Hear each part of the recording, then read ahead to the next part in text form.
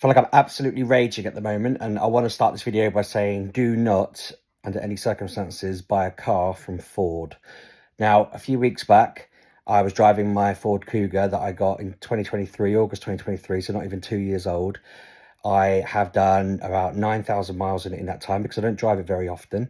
And suddenly the engine just died on me. I was driving along the A1, and I had to basically, the car lost all power, and I had to just sort of look around and then quickly go between two lorries, drift off down the road and park up outside someone's house on a little country lane. And the clutch had basically just completely been annihilated. It just stank. It was so noisy. The car was revving like crazy. I called the AA out. They got me to try and drive the car down the road, which obviously whirred and made loads of horrible noises. They towed me to a garage. The garage said it was the clutch. They did warn that Ford said clutches don't get covered by warranty unless there's a fault with it. And then sure enough, Ford have said, well, there's no fault with that. But they have randomly acknowledged that the factory that these Cougars were made in has a fault with the clutches that they do cover. And mine was made by that factory and is one of the batches they cover. They have acknowledged that there's quite a common issue with clutches on Ford cars. They've acknowledged that I've only done 9,000 miles in it, and a clutch is supposed to last between 50 and 100,000 miles, and that even a faulty one should last at least 30.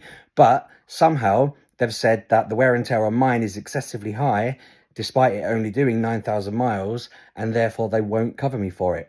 Now, I've worked out and been reading about this and so forth, and my dad's sort of into cars, so he knows this stuff. I would have had to have spent every single moment revving that car to try and specifically break this bloody pad on the clutch and the flywheel, I think it's called.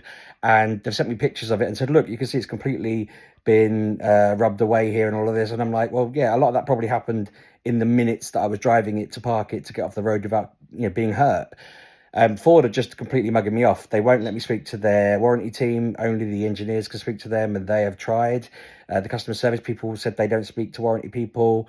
They have basically just said I have to pay for the repairs. And if I don't like it, go to the ombudsman. That's going to take weeks and weeks. I'm supposed to be avoiding stress. I'm not well at the moment, and stress just makes me very, very sore and painful when I'm unwell. And yeah, this is not what I need. The dealership have been lovely. They're offering to try to do it at a discount and stuff, but I just want Ford to fix it, and I don't want other people to get caught in this mess because it's a joke. It's like an absolute joke. Ford are just really, really being rubbish here, and like the car's still like it's not even 2 years old. It's not even had a first service yet because it hasn't done enough miles or anything. I've looked after it. It's also supposedly, because of this fault that they're aware of, got some special software in it that's supposed to alert you if you start to slip in it. And I've never had an alert. If my car doesn't have the alert system, then it should have a special clutch upgrade to prevent it happening. I've not had that either. So it's just a mess, and it's so weird and rubbish. And I cannot believe that they're just going, well, no, sorry, we don't cover that. But I have to say, just don't use them. It's not worth the hassle. I can't be doing with the stress.